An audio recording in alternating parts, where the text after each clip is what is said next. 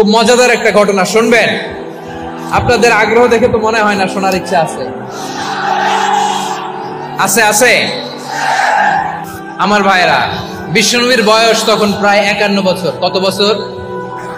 বিশ্বনবীর সবচেয়ে কাছের মানুষ খাদিজা রাদিয়াল্লাহু তাআলা আনহা ইন্তেকাল করেছেন। বিশ্বনবী বড্ড কষ্ট পেলেন, হৃদয়টা ভেঙে খান খান। যিনি ঘরের ভেতরে বিশ্বনবীকে সান্ত্বনা দিতেন, ভালোবাসা দিতেন, বাইরে গেলে কুরাইশরা বকাঝকা করে, অত্যাচার করে, কিন্তু আম্মাজান খাদিজা রাদিয়াল্লাহু তাআলা আনহা ঘরটারে এমন শান্তির নীড় বানায় রেখেছেন, এই ঘরের ভিতরে ঢুকলে বিশ্বনবীর কলিজাটা ঠান্ডা হয়ে যেত।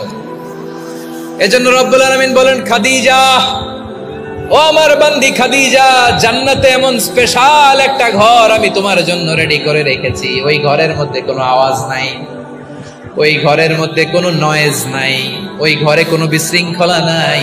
কারণ মক্কার জমিনে আমার নবী কুরাইশদের বিশৃঙ্খলা, নয়েজ আর ঝামেলাগুলোকে উপেক্ষা করে যখন তোমার ঘরের ভিতরে ঢুকতো, ঘরটারে তুমি শান্তির নীড়, ঠান্ডা, নীরব, নিস্তব্ধ, নিঝুম আর শান্তির নীড় বানিয়ে রেখেছো।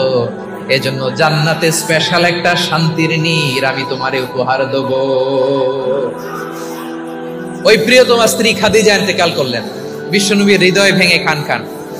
আবার ওনার চাচা আবু তালেব ইন্তেকাল করলেন, যিনি পলিটিক্যাল শেল্টার দিতেন নবীকে। কে দিতেন? আবু তালেবের ভয়ে, বিশ্বনবীর এই চাচার ভয়ে কোন মুশরিক নবীর গায়ে হাত দেওয়ার সাহস পায় নাই।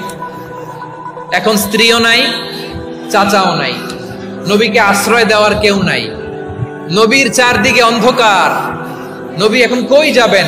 আমার পেয়ারা নবী নতুন স্টেশন খুঁজতেছেন, নতুন দাওয়াতি প্ল্যাটফর্ম খুঁজতেছেন। তিনি যায়েদ বিন হারেসা রাদিয়াল্লাহু তাআলা আনহুকে নিয়ে মক্কার পাশের একটা নেইবরিং সিটি তায়েফে চলে গেলেন। কোথায় চলে গেলেন? লালমনিরহাটের ভাইয়ের আওয়াজ করে বলেন, কোথায় গেলেন? তায়েফে চলে গেলেন দিনের দাওয়াত দেওয়ার জন্য। কি দেওয়ার জন্য? নাকি জমি কিনতে গেছিলেন? জমি কিনতে, দুনিয়ার যশ খ্যাতির জন্য, নিজের কোনো লাভের জন্য? তায়েফবাসীদেরকে জাহান্নামের আগুন থেকে বাঁচানোর জন্য। আওয়াজ করে বলতে হবে, ঠিক কিনা? বিশ্বনবী বিশাল মরুপথ, পাহাড়ি পথ পাড়ি দিয়ে তায়েফের মরুজমিনে গেলেন কোরআনের দাওয়াত নিয়ে, ইমানের দাওয়াত নিয়ে। কিন্তু তায়েফের লোকেরা বিশ্বনবীর দাওয়াতকে শুধু প্রত্যাখ্যান করেই থামে নাই, তারা বিশ্বনবীর সাথে অত্যন্ত খারাপ আচরণ করেছে। বিশ্বনবীকে শারীরিকভাবে হেনস্থা করেছে, আমার নবীকে শারীরিকভাবে অত্যাচার করেছে, আমার পেয়ারা নবীর গায়ে পাথর মেরেছে, বিশ্বনবীর গা বেয়ে ঝরঝর করে রক্ত ঝরেছে, নবী জামিনের মধ্যে লুটিয়ে পড়েছেন, আবার মেরেছে, আবার নবী হাঁটতে শুরু করলেন, পেছন থেকে আবার মেরেছে, আবার নবী রক্তাক্ত হয়ে জামিনের মধ্যে লুটিয়ে পড়লেন, আবার মেরেছে।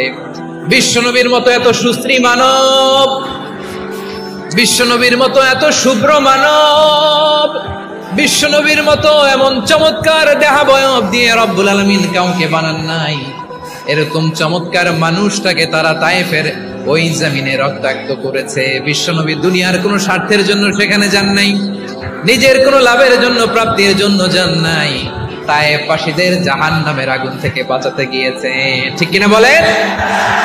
খেয়ে না খেয়ে দিন প্রচারের কাজে নিজেকে দিয়েছ বিলিয়ে, তায়েফের কাফিরেরা চিনল না সে আলো, দুষ্ট ছেলেদের পিছু দিল লেলিয়ে, পাথরের আঘাতে ক্ষত বিক্ষত হয়ে সারা শরীর থেকে রক্ত ঝরে।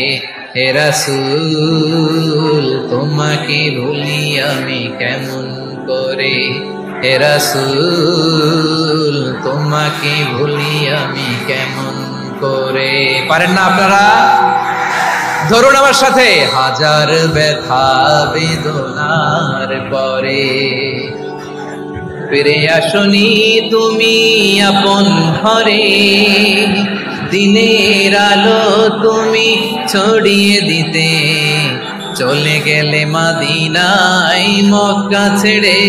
হে রাসূল তোমাকে ভুলি আমি কেমন করে, হে রাসূল তোমাকে ভুলি আমি কেমন করে। ঠিক কিনা বলে? প্রিয় ভাইরা, তায়েফের ছেলেরা নবীকে রক্তাক্ত করলো। আমার নবী কই যাবে? কই যাবে?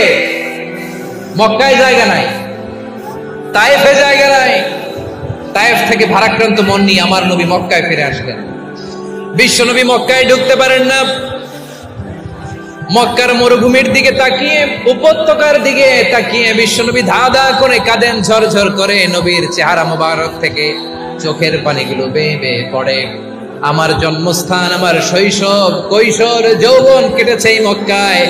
আমার এলাকায় আমি ঢুকতে পারি না। বিশ্বনবী মক্কার অনতি দূরে দাঁড়িয়ে জায়েদকে পাঠালেন, জায়েদ যাও, দেখো কেউ আমাকে সাপোর্ট করার মতো আছে কিনা। যাও অমুকের কাছে যাও। জায়েদ গেলেন, তারাও প্রত্যাখ্যান করে ফিরিয়ে দেয়। বিশ্বনবী বললেন যাও অমুক লোকের কাছে যাও, তিনিও প্রত্যাখ্যান করে ফিরিয়ে দিলেন। কেউ বিশ্বনবীকে আশ্রয় দিতে রাজি হয় না। নিজ জন্মভূমিতে বিতাড়িত বিশ্বনবী, সর্বশেষ বিশ্বনবী বললেন যাও মুতঈম ইবনে আদির ঘরে যাও। মুতঈম ইবনে আদি মুশরিক, তার কাছে যাও। গেলেন, মুতঈম ইবনে আদি রাজি হয়ে গেল। সুবহানাল্লাহ বলেন। দেখেন, অনেক বিপদের সময়ও আমি নিজে সাক্ষী, সামাজিকভাবে, রাজনৈতিকভাবে কত ঝঞ্ঝা, কত ষড়যন্ত্র, কত কনস্পাইরেসি পাড়ি দিয়ে আমাদেরকে সামনে এগিয়ে যেতে হয়। এই শত্রুদের ভেতরেও একজনকে দাঁড় করিয়ে দেয় যে আল্লাহর কোরআনের জন্য রেডি হয়ে যায়। করেন সুবহানাল্লাহ। মুতঈম ইবনে আদি, আল্লাহ তার মনকে নরম করে দিলেন। মুতঈম বলে, মুহাম্মদ আমি তোমাকে আশ্রয় দিব। তার দুই ছেলেকে পাঠালেন, যাও খোলা তলোয়ার নিয়ে, স্কট দিয়ে, গার্ড অফ অনার দিয়ে মুহাম্মদকে মক্কায় ঢুকাও, আর বলো আমি আমান দেব। আমান কি দিব? আমান মানে সিকিউরিটি, নিরাপত্তা। সিকিউরিটি ছাড়া, আমান দেওয়া ছাড়া কেউ থাকতে পারতো না মক্কায়। দুই ছেলে বিষ্ণু ইসা ইসলামকে নিয়ে আসলো। নবী কাবার চারদিকে তাওয়াফ করলেন, নামাজ পড়লেন। আবু জাহেল, উতবা, শাইবা, ওয়ালিদ ইবনে মুগীরা সবাই দেখে, কেউ কিছু করতে পারে না। কারণ মুতঈম ইবনে আদি ঘোষণা দিয়েছেন আমি মুহাম্মদকে আমান দিয়েছি, মুহাম্মদের গায়ে যেন কেউ স্পর্শ না করে। আওয়াজ করে পড়েন সুবহানাল্লাহ।